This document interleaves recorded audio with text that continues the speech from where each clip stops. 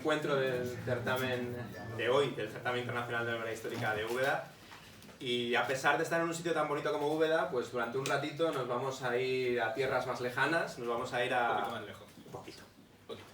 A Constantinopla, al Imperio Bizantino, con Álvaro, autor de esta novela, de Irene de Atenas, que, bueno, pues que va a ser una novela, mire, breve, eso no lo tendrás que explicar porque en novela histórica no es tan habitual ser breve, sobre una protagonista de la historia que es fascinante y que no sé si todos conocéis, pero seguro que después de este ratito de charla os va a interesar.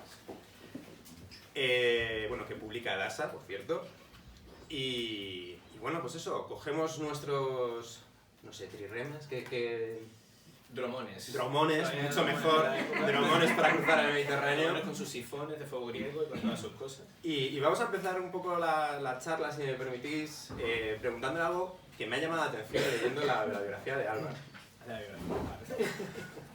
Porque la pregunta sería, Álvaro es médico, cardiólogo, si no me equivoco. Y la pregunta es, ¿qué hace un médico cardiólogo escribiendo sobre una emperatriz bizantina? Yo creo que eso son casi dos preguntas, ¿no? Sí, Primero que hace un médico cardiólogo escribiendo y luego cómo ha llegado a eso, pero bueno. Bueno, o sea, yo creo que... Yo siempre he sido muy lector, ¿no? Entonces yo creo que muchos de los autores que están aquí podemos coincidir en que primero eres lector y están todas esas historias en tu cabeza y llega un momento en el que te pica el gusanillo, ¿no?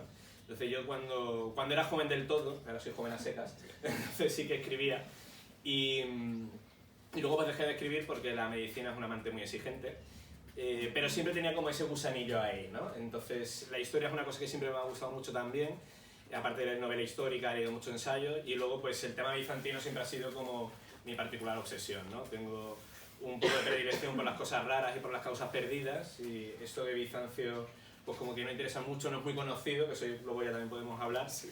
Y nada, y hubo un momento en el que ya estaba como más asentado, ya la medicina estaba encauzada y tenía ganas de volver a escribir, ¿no? Estaba ahí y se coincidió con mi obsesión por el Imperio Bizantino, me crucé con Irene y fue, bueno, esto tiene un novelón, ¿no? Eso tiene un novelón.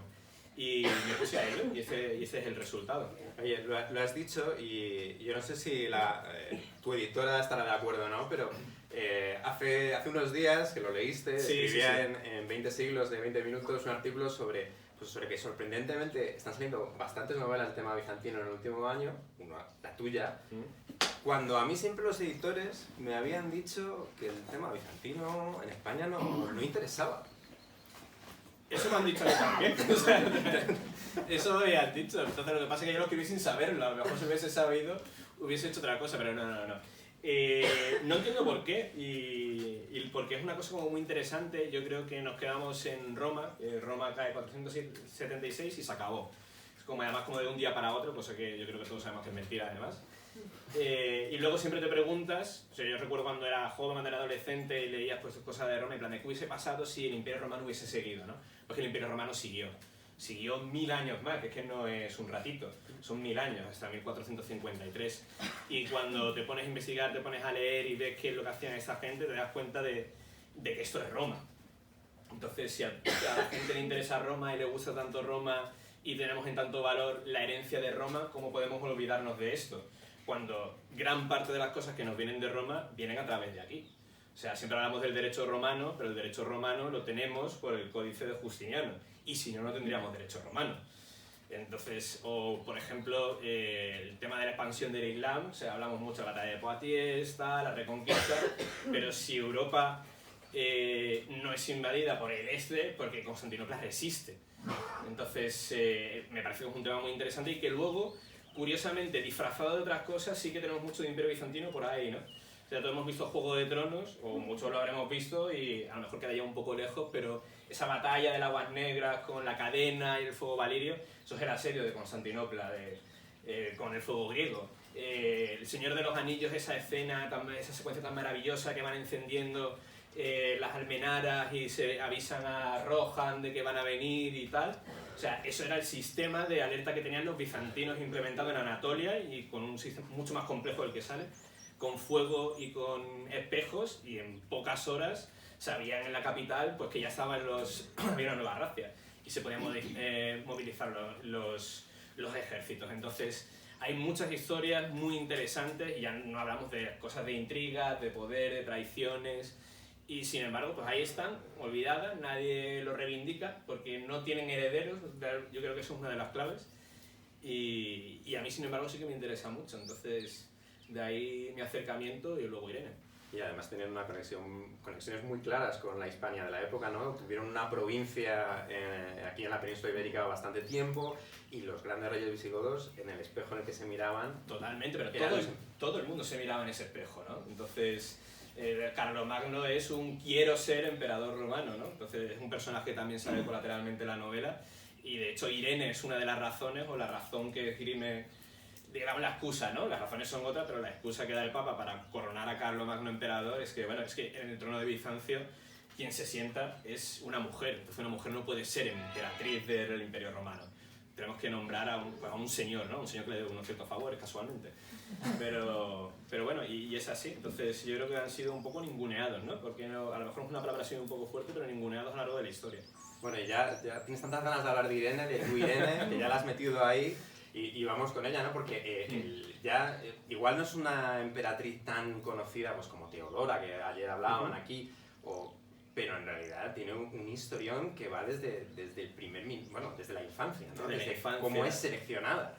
Sí, bueno, eso es un poco una especulación, ¿vale? O sea, sin hacer ningún spoiler, sí que hay luego, posteriormente, y eso sí que está bien documentado, que es otra de las cosas que tenemos también disfrazadas, ¿no? Que es el tema de la Cenicienta. La Cenicienta con el zapato, pues eso es otra tradición bizantina, según decía, venían de los házaros y demás, que para seleccionar a la esposa del futuro heredero, cogían, hacían un zapato con la proporción ideal y se lo iban probando a las candidatas, y aquella que le quedaba mejor, pues era uno de los tics de, vale, pues esta pasa a la siguiente ronda, ¿no? Y ella, bien fuera así o no, pero a fin de cuentas se la elige porque era muy guapa, ¿no? Entonces, que esto es una cosa que... Pues bueno, pues la varía en otros temas, pasa a un segundo plano, pero era muy guapa y entonces iba a quedar como muy bien de emperatriz, que es una de las cosas fundamentales también en el Imperio Romano de Oriente, que es la propaganda. La propaganda, tener una emperatriz pues que sea aparente para todas las ceremonias, ese protocolo, que quede bien pues con sus coronas y todas sus cosas. Y es parecido a nuestros tiempos, ¿no? Sí, es un poco parecido a nuestros tiempos también, ¿no? Lo que pasa es que luego ella, pues la eligen por eso, pero luego ya es otra cosa. Es otra cosa y es tela, ¿no? No, porque hay una cosa que vemos en la historia de Irene de Atenas, pero también en tu novela, ¿no? Que podríamos decir que es una política de talla y se meten todos los fregados de la época. Se meten todos los fregados de la época, yo creo que un poco por accidente. O sea, si no se hubiese quedado viva tan joven, probablemente la historia hubiese sido diferente, pero las circunstancias suyas fueron las que fueron, y yo creo que afortunadamente para Bizancio estaba Irene allí. Porque el momento es terrible, o sea, el momento es el auge de Carlomagno en Occidente, amenazando todas lo que quedaban de las posesiones italianas. El Sarcado de Rávena se había perdido hacía poco, luego tiene los búlgaros al norte presionando, y luego tienes el califato abasí, pero no el califato abasí en cualquier momento, o sea, es Harun al-Rashid, que es el califa de las 1001 noches, es el apogeo del califato. Entonces, entre esos tres poderes está ella, que es una mujer, con lo cual...